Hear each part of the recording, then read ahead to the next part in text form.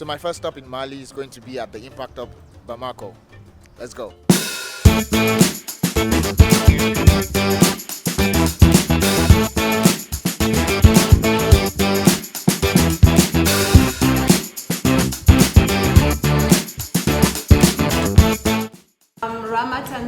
I'm project manager at Impact Hub Bamako.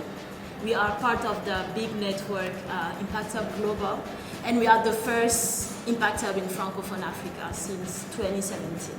So what we do basically, we help Malian entrepreneurs through capacity building programs and co-working spaces, because it's not easy for them to have a space in this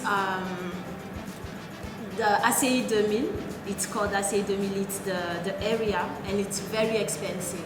So we provide them with internet and other stuff they might need to work for a very cheap price compared to other buildings. And for the programs, we are currently running 4 programs. We have Numeric Academy, that's a reconversion program for youth, because in Mali, a lot of the education system is not that good. People are still learning history, philosophy, geography, and they cannot seem to find a job when they graduate. So what we are doing, basically, we are helping them transitioning to other jobs.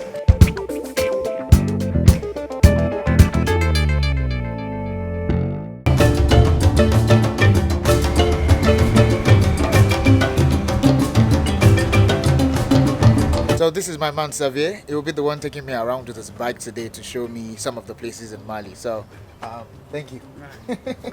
Merci. Yeah, merci. Sorry for the quality that you're currently seeing right now. I ran out of battery and we had to start recording with Seyi's phone. I'm currently in Araida Market. It's the biggest market in Bamako. It's open here and it has a lot of things like every other big market. Clothing, shoes, items, skin, leather, food, all sorts.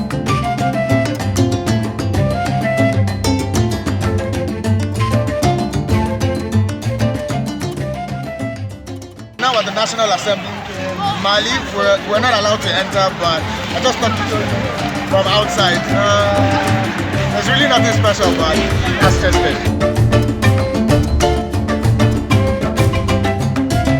So I'm in front of Mali's National Museum right now. This is where you have the summary of Mali's history from the BC to the AD, from the 80s to the 90s. Everything is just here. Unfortunately, there is no guide that speaks English that can take us around this place now. So we could only look at everything outside, and all that is outside are just models of the architectural designs from very old, ancient Mali till maybe very recently. So you see the old fortresses and how they used to build in those days. Those are the only things we could check. Mali's history is really rich and it's been a long time coming. But unfortunately, there's nothing we can do. Nobody speaks English. There's no inscription in English. So we'll just be going from here to the national park, and from the national park to the zoo. I guess that will be it for today. But I don't know. You can follow. Let's see what happens. Might be fun. The national park is just a place for relaxation, essentially. It has the seating areas. It has a restaurant here. Not much, basically. I think there are also inscriptions for the types of trees you have here. But besides that, it's really just a place to come and relax, have fun, be in tune with nature, and just have your zen moment. You know, that's basically what it is.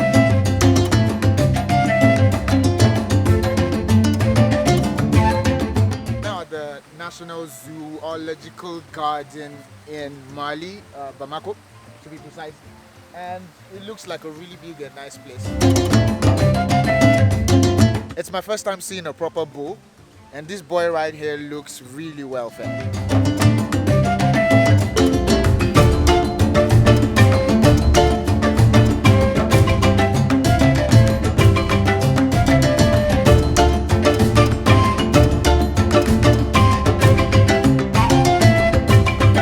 So far I can tell that this is a properly planned, built and managed zoological garden.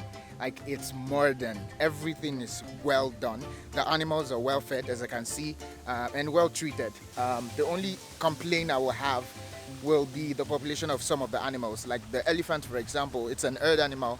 It needs more of its kind to survive properly, but it's just one. And some of the apes do. That's the only complaint. Besides that, this is a really good zoological garden. Like, well done, Mali. Well done. So we're now at the Kangaba Campment. It's a beautiful place here. I feel like we're in Puff Daddy's house. Probably 10 hectares or 20, I don't know, but it's like layers and layers of awesomeness and beauty. And damn, let me show you around. So this is the entire map of the property. You have everything from restaurants to a golf course to a badminton court to a paintball court, a football court. Like, you can have massage here. You have so many types of pools.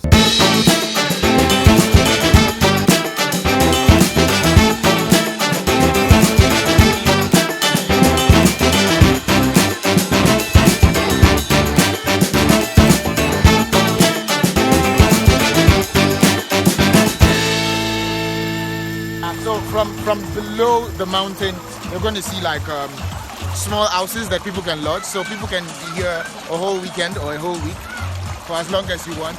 Coming here is actually free. That's when you won't need to use any of the facilities that you pay for that facility. So it's a really beautiful space. You come from below, there are 3 pools. The higher you go, the bigger they are, I think. Yeah. And then you come up here.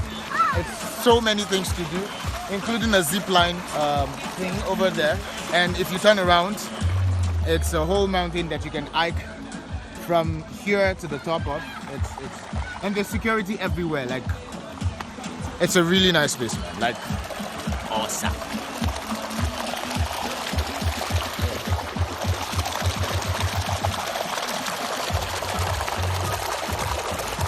First day in Mali.